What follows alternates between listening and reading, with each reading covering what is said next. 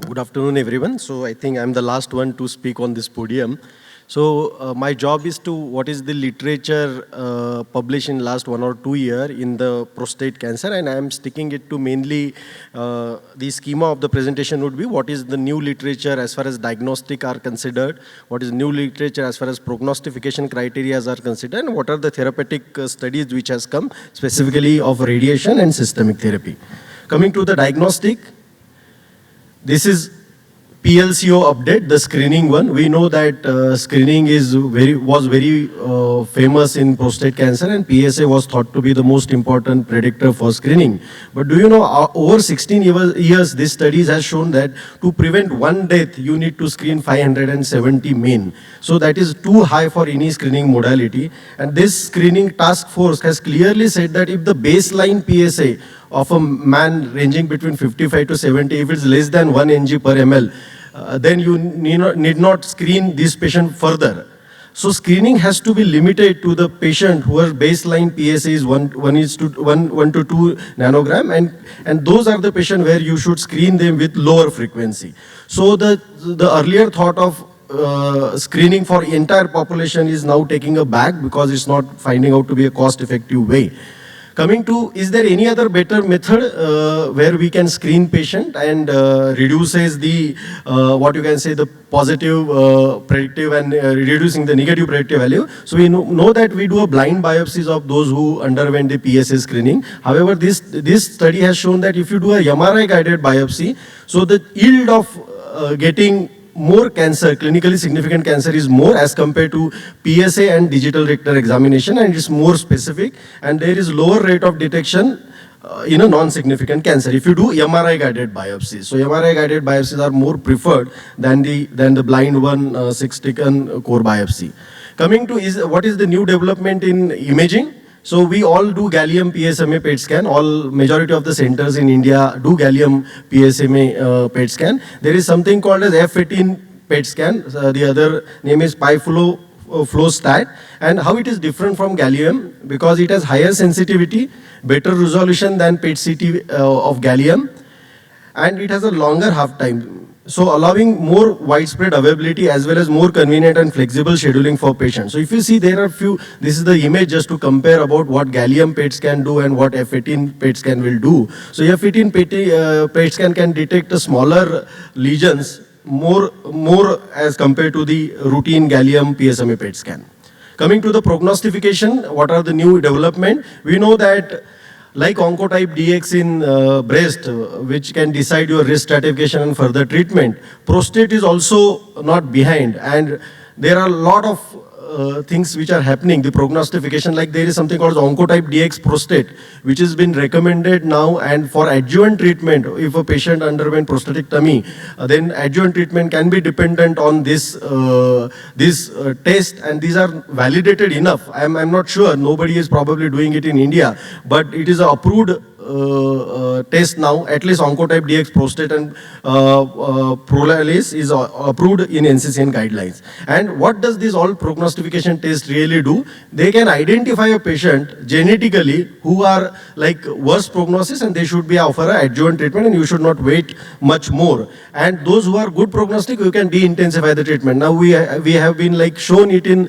oncotype DX that low risk recurrence rate patient you can very well observe and do not offer them chemotherapy. Same is happening in prostate.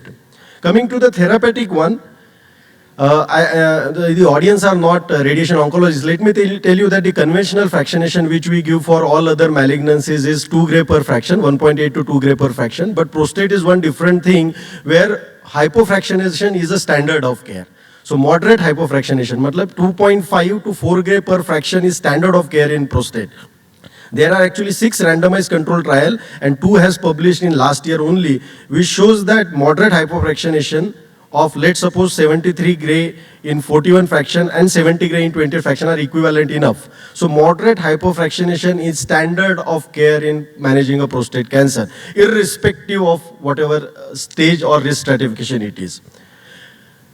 So there is something called as extreme hypofractionation. What does it mean? Can we finish a treatment of a patient in 7 fractions or 8 fractions and not give 20 fractions to the patient?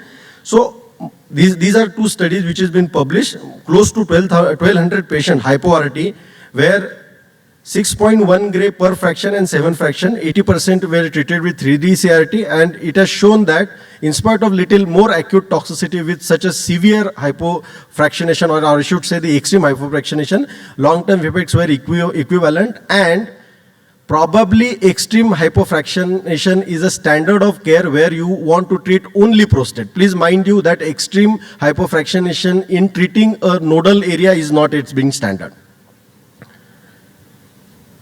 Can we go ahead with a single fraction of radiation? This study is published in 2021, December 2021, where like surgery, patient underwent single dose RT.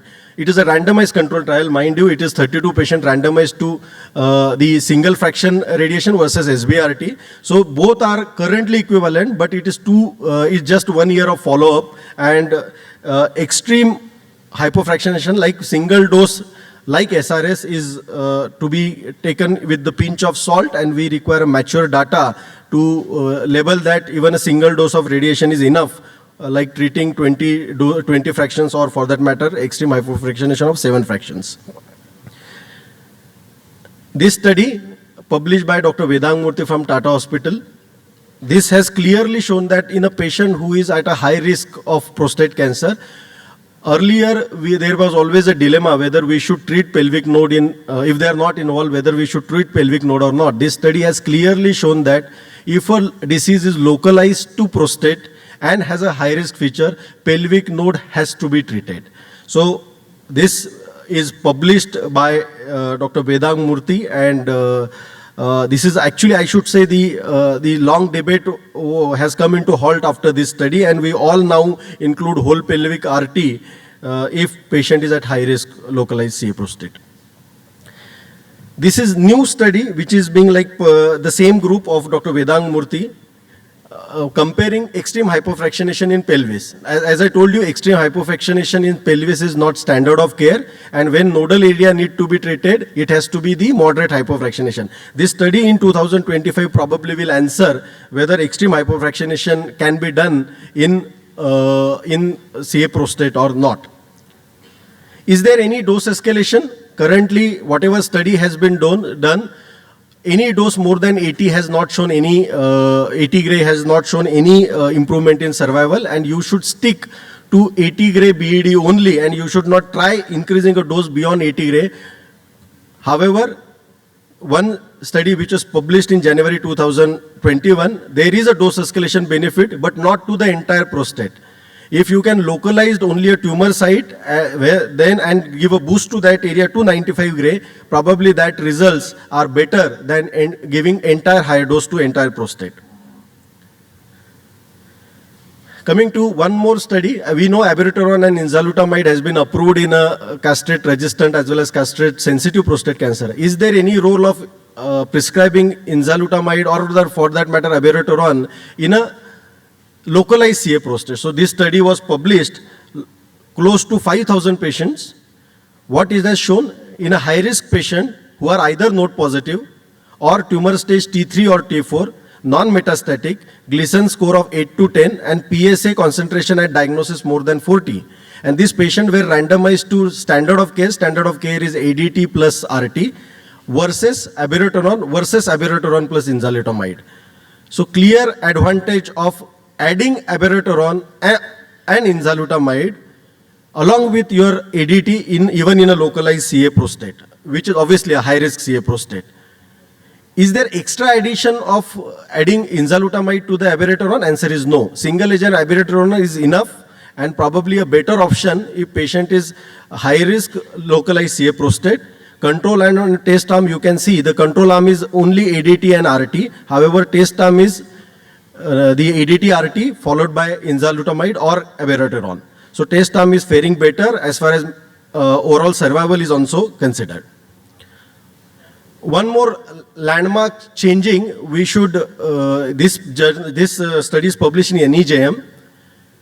Is there any role of lutetium-177 infusion in a metastatic castrate-resistant prostate cancer? So it is a randomized study where one patient has received standard of care, whatever is there for castrate-resistant prostate cancer, and another group has received the same standard of care along with lutetium injection.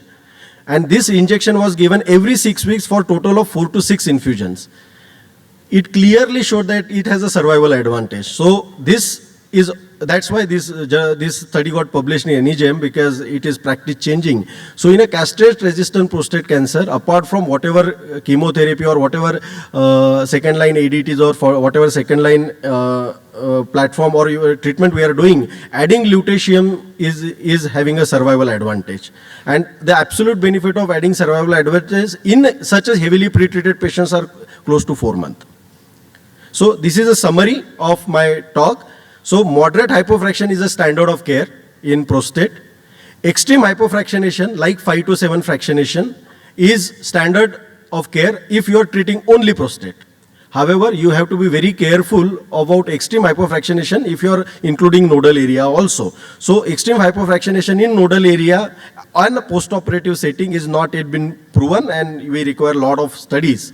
In diagnostic, importance of MRI Linac is now coming, which will reduce the toxicity, and targeted biopsy and F18 is probably a way forward to look. Radionuclide therapy, lutetium is a standard of care in a castrate-resistant prostate cancer. I'm not sure how many centers in India are really able to do that. And abiraterone in a non-metastatic setting for a high-risk patient, along with your ADT and radiation, is probably recommended now in a high-risk patient. Thank you. Any questions? I think we finished 3.